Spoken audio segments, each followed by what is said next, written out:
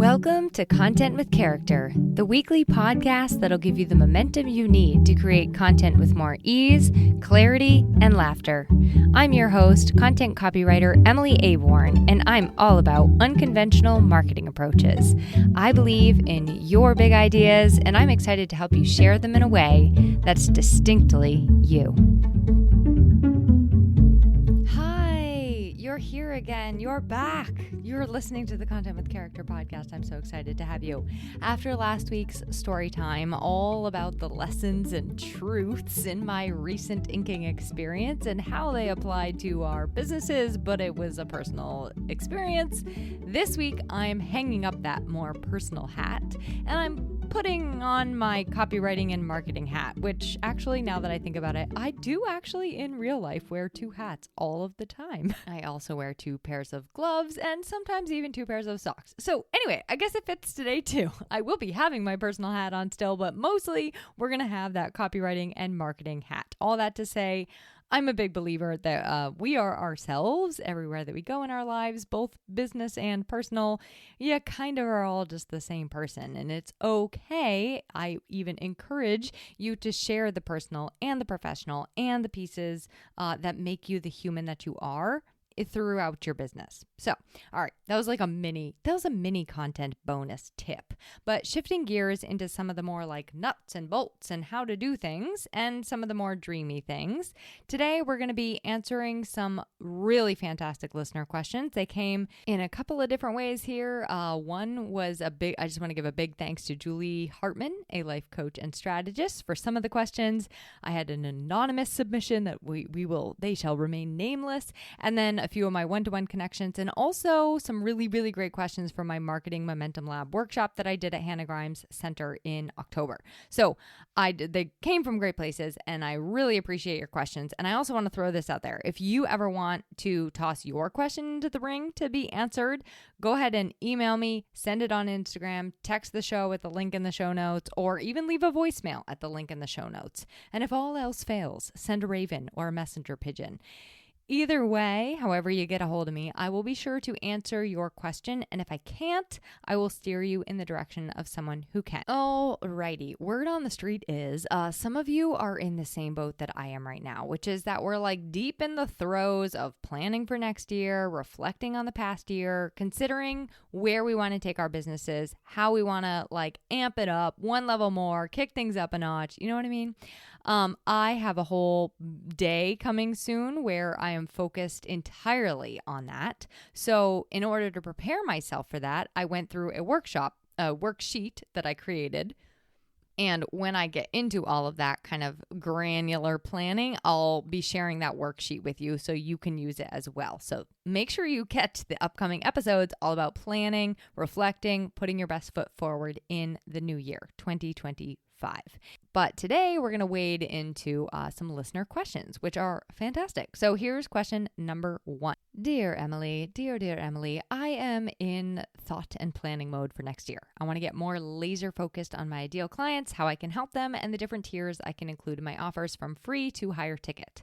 I've been in business a while and I want to get more specific, more clear on my brand, map out systems.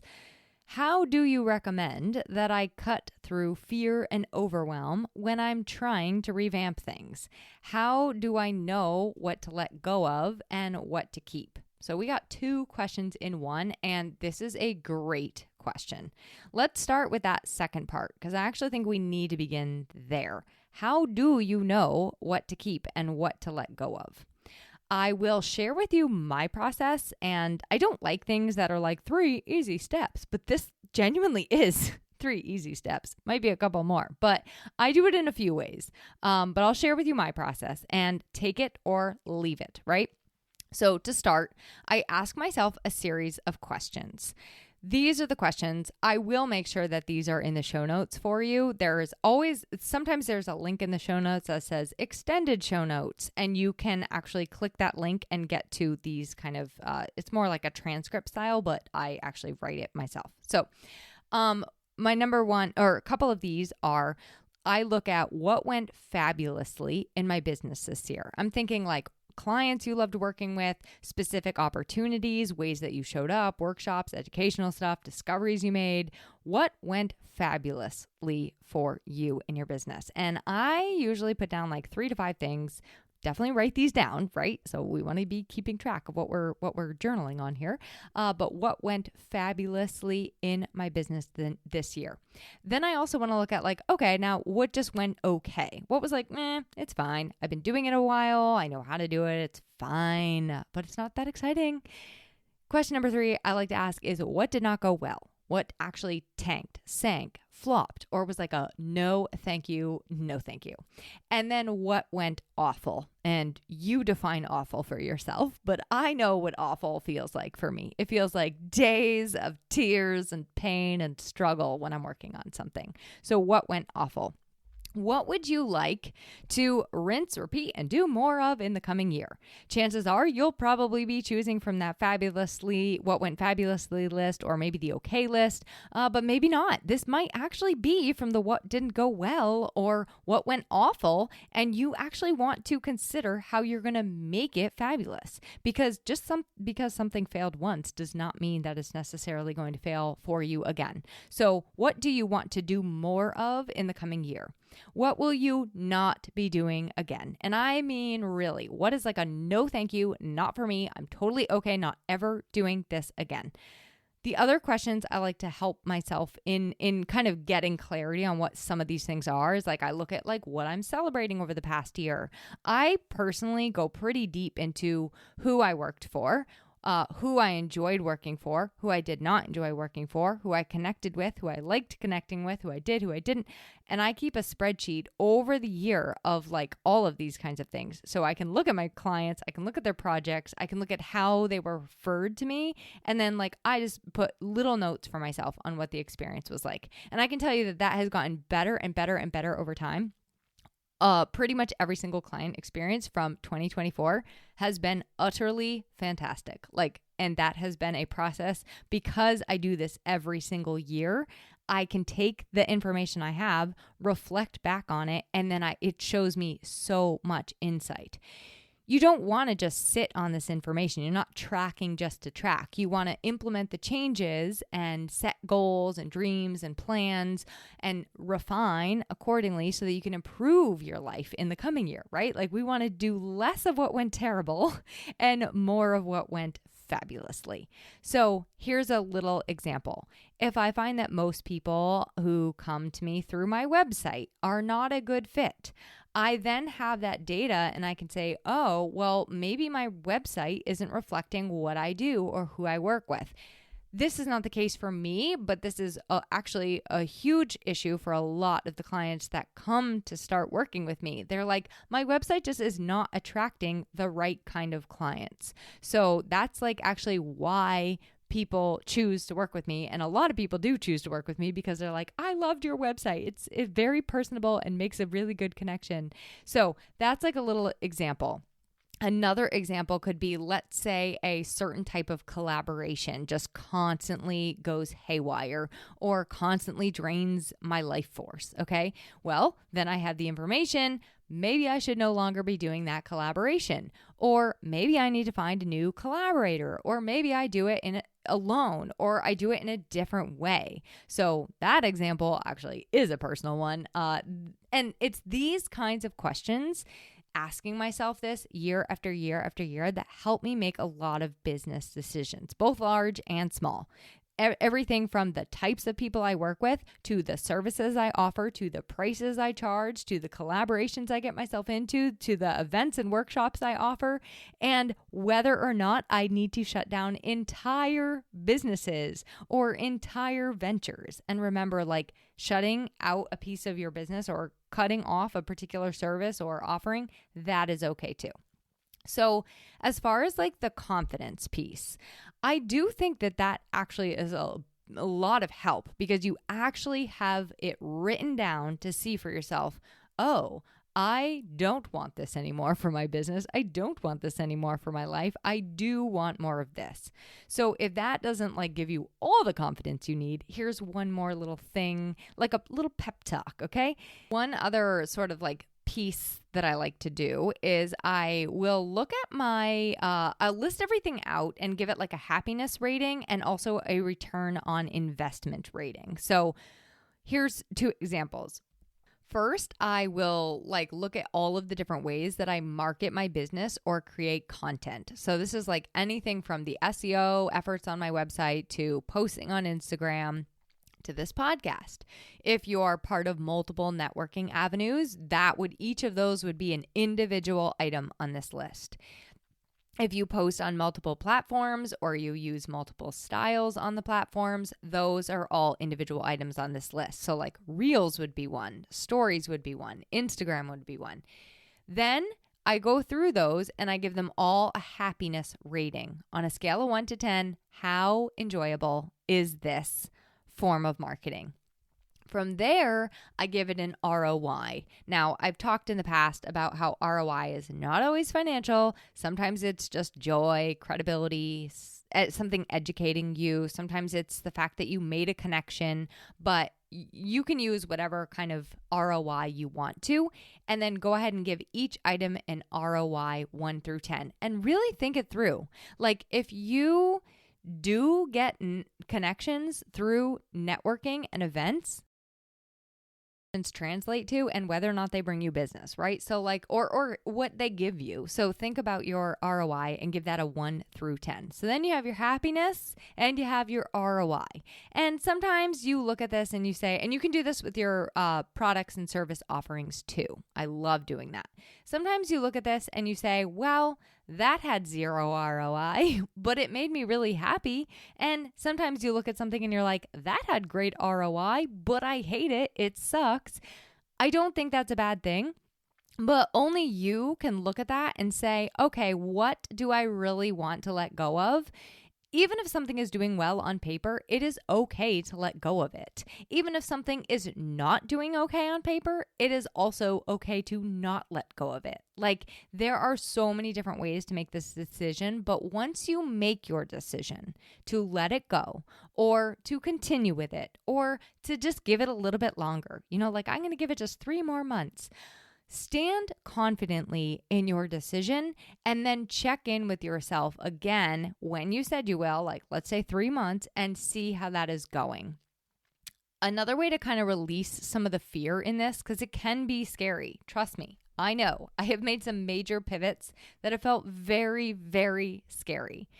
And I'll share a personal experience with you. When I first started this business, my copywriting business, I was doing a lot of things for people that I didn't love. So 6 years ago, I wasn't just writing their emails. I was in the back end of their email providers sending their emails and putting together the design of their emails. I was not just writing their websites. I was building their websites. I was not just posting social media content and talking about their events. I wasn't just writing social media content. I was posting it for them. I was actually going to their events and checking people in. I was doing lots and lots of things in addition to writing. And honestly, it was exhausting and draining, and it made me money. So at the end of the day, the ROI was high. The happiness was not. So when I decided to really look at it all, and I'm like, oh my gosh, I have to cut out this, and now I'm only offering a few things and they're all just writing. I'm not creating PDFs. I'm not posting to your Facebook. I'm not designing your website. I got to tell you, I was terrified. I was like, well, will anyone even pay for this? What if people laugh at me declaring to the world that I'm only focusing on content and copy? Am I even a good writer? And I can tell you, having started 3 total businesses and tons of other countless endeavors. I usually go into things very courageously. I've done podcasts and events and launched membership, all the things, never thought twice. But making this pivot was the scariest thing I have ever done in my life. It was the hardest. Actually, I have 2. I have 2 business pivots that were the hardest to announce. And I think what if I had to put my finger on what I was feeling, it was because I was getting so impeccably close to the heart and soul of my dream, to who I was, to what I cared so deeply about. And the one thing I did not want anyone to stomp out, crush, criticize, That realization. So like, no, if you're feeling the fear and you're like, oh my gosh, I'm so scared to cut this thing out or add this thing, what will they say? That made me realize how deeply passionate I was about this and how even more certain I was that this was the step I needed to take. And I can tell you, looking back, I wish I had done it sooner. I am so happy I did. It has changed me and my business in ways I never thought possible. It was the scariest and the very best decision I ever made for my business. And refining what I offer has brought me more clients, more money, and more joy. So, dear listener, I hope that answers your question, and I hope that maybe it helps you a little bit too. If you're feeling a little nervous, you got the old sea legs, it may be an indication that actually you're on a very hot track. This is the right track, and this is something you deeply care about and need to bring into this world, which I think will only serve you and your clients. You will offer it even better and do even better work. Okay, question number 2. I love this one. Know, like, and trust. How do you actually build the know, like, and trust?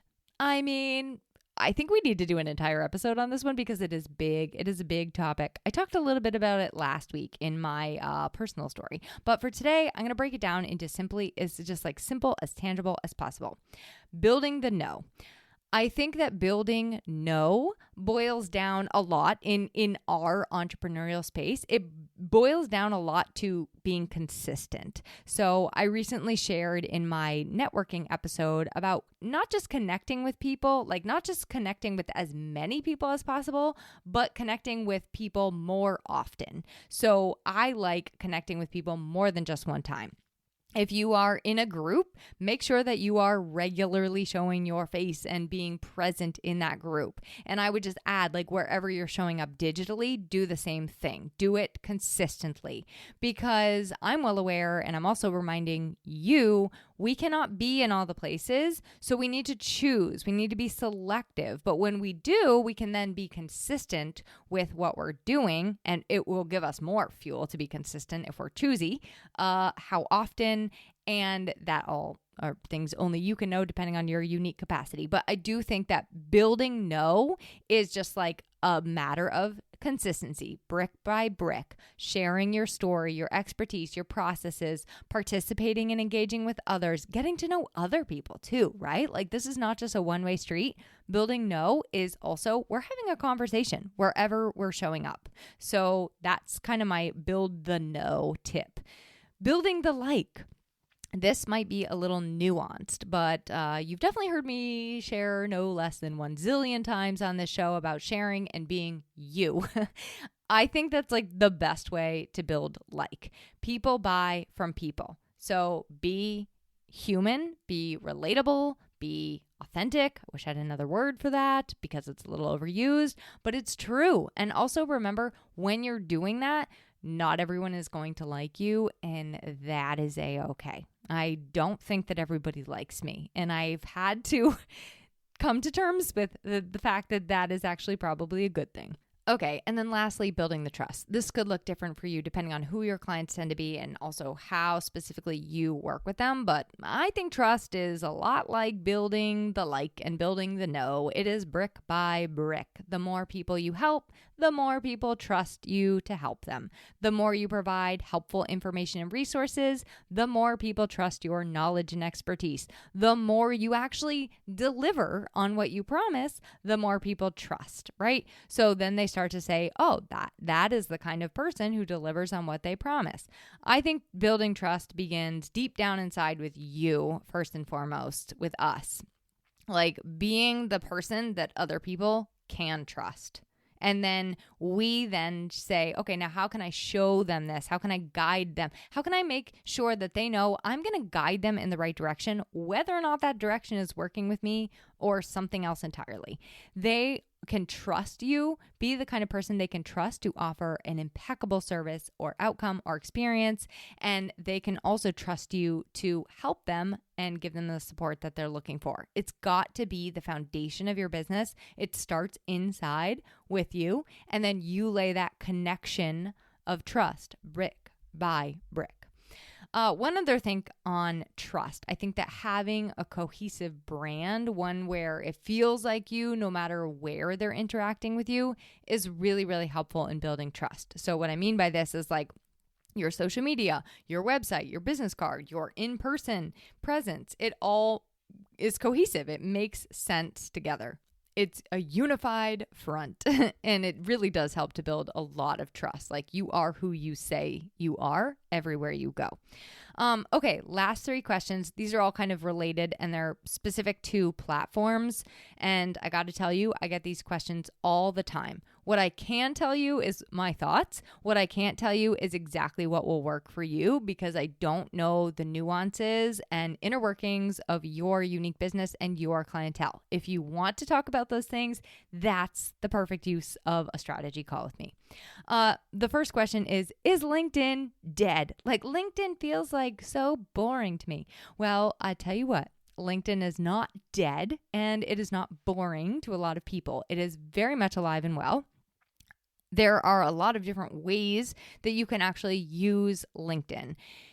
I will admit, I am no expert. I don't actually myself do a lot on LinkedIn. And I also, apart from like bios and like helping people with their bios on LinkedIn, there's not a lot of things I do on LinkedIn because it's just not my area of expertise. I also don't get a lot of business on LinkedIn, but I can tell you what I see when I go on LinkedIn. I actually was going to go like all in on LinkedIn at the beginning of the year. And then I'm like, I don't think I want to do that after like, I think I gave it 3 months. And then I was like, this is not for me. But what I see people sharing on LinkedIn and what I think people are doing really well with, and some of them actually listening, like Jenny Belanger is a great one to watch on LinkedIn. She does so well on LinkedIn. Jenny Belanger is a website designer, and I highly recommend you check hers out. So what I see people doing really well is people are sharing articles that are like thought leadership or quick tips that they've repurposed from other content that they're creating. And then they reshare those articles. Like they'll write the article on LinkedIn and then also share it as a post. They also share posts that I think are like very well thought out, but they seem unfiltered and they offer a very unique perspective, sometimes a daring perspective. They invite people into a conversation. Like almost always, hands down, LinkedIn is all about like creating conversations. And the people I see doing really, really well on LinkedIn are people engaging in other people's conversations, not just the ones they're creating, and offering like real depth in the comments, like real value, real engagement. It's like an actual conversation. So I do find that universally with LinkedIn, it is almost always about depth. It's not something I can just like go hop into and hop out of. I really need to like think through my response and take time with it and be present in what I'm doing. I mean, we should be doing that everywhere, but I'm just saying for me specifically, it's one I definitely am like, okay, I have to take time to set this aside. I think LinkedIn is also offers like a good newsletter platform. Like you can get people, I think, sent your newsletter on a regular basis through LinkedIn. So that's another kind of way to use it. Now, like I said, I'm just not super drawn to it. It always feels when I go on there like I'm light years behind. And while I do go on to engage with certain people, like people that I am actually connected to, I really don't post that often. And I started at the beginning of the year, like just going all in. I was doing articles and I kind of burned out really quick on LinkedIn. So I will, you know what I'll do is I have an episode and I'll include it in the show notes. It's an episode of the She Built This podcast, which is my former podcast. And I had a guest on, Marietta Crawford. She offered so much great LinkedIn advice and tips on how to use the platform. So I will link that there. But LinkedIn is definitely alive and well. And I think that there's different ways to use it as a platform that can make you really, really successful on it.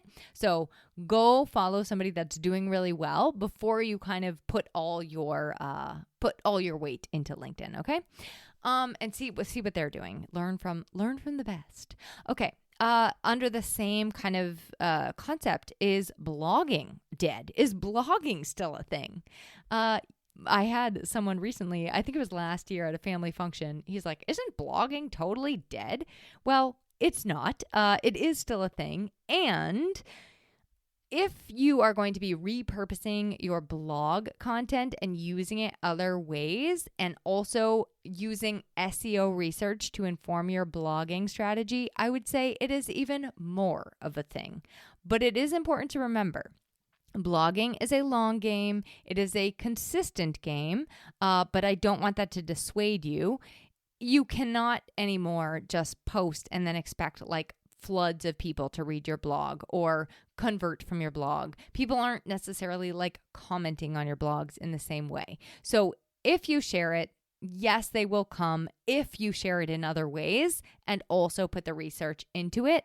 But really, I think at the end of the day, like I love blogging for the SEO of it and also the repurpose ability of it. So if you want help on that, like it is going to be very distinct and unique for our individual businesses. When you are blogging, you always have to have like a customer first, client first mindset and like really be thinking about what they will want to read in a blog. So if you want help on that, you know where to find me, and that would be another great way to use a strategy session. Okay, under this same thing, how's Facebook? Is Facebook still cool? Are we still posting on Facebook? Oh, gosh, it's so sad. My answer is yes, Facebook's still cool, but it kind of depends. So Facebook is becoming a little bit less popular, as you can see, with younger folks, and it's becoming harder. You've probably noticed this if you have a business page. It's harder for business pages to get visible, and it's harder for businesses to get their content seen. And I think specifically in that, it's promotional content.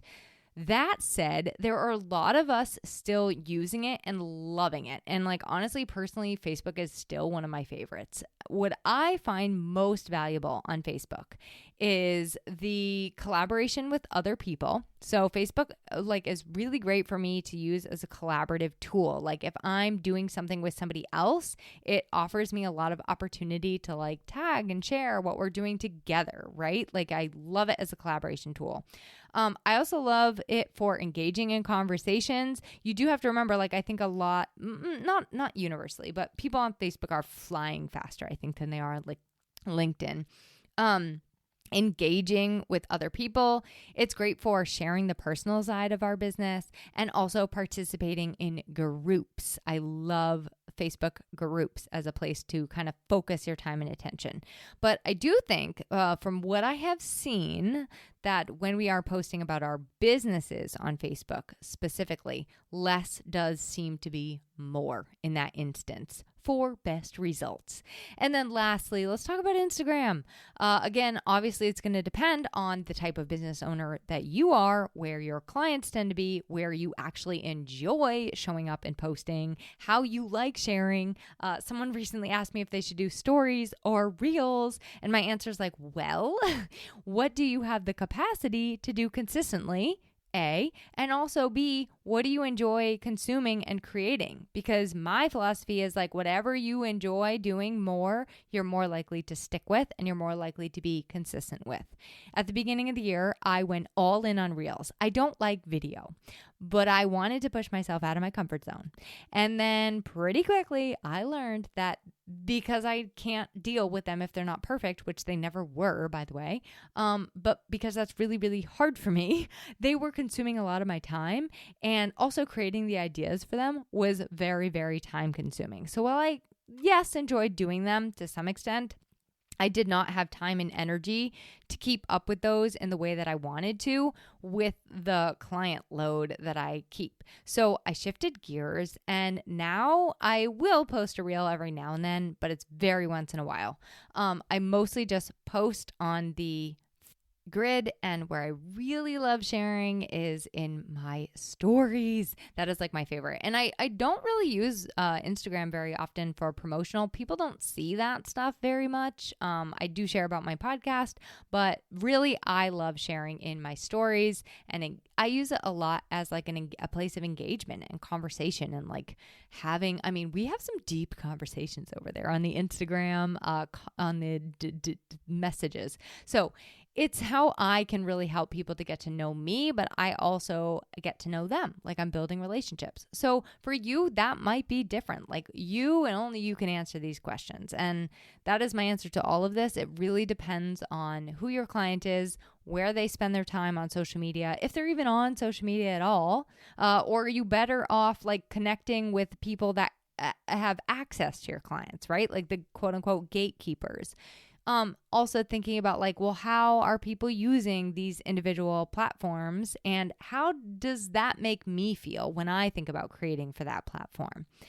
At the end of the day, what I would love, instead of like worrying about what you're sharing and where you're sharing and do I have this exactly right and am I doing this kind versus that kind, at the end of the day, I think come back to the fact that all the content we create, wherever we share it, first of all, I want it to bring you joy. I don't want it to be like some dread thing that you dread, but it is a bridge. It is a bridge between us and the person on the other side. And that is the case for all of these marketing tools. They are simply tools. They are simply connection tools, which is why we can't put our weight into any one thing or even put our weight into digital marketing for our business, which that brings me to what we're going to get into next week. I really will give you some like actual tangibles on how to create a marketing blueprint, like your own little personal marketing kind of, this is what I'm focusing on for yourself. And that's like, what are you going to stick to? What are you going to be able to use as a plan so you can stop the overwhelm, the mental gymnastics, the chaos, and just focus on what matters most to you now for your business, for your clientele in this phase that you are in. So if that sounds fun and good, I will see you next week. Thanks for listening to this week's episode of Content with Character. If you loved the episode, please make sure to subscribe to the podcast, rate, review, and share it with someone else you know it could help. For more content and visibility tips, visit my blog at emilyaborn.com and be sure to connect with me on Instagram at Emily Aborn. I'd love to hear how this inspired you to take action.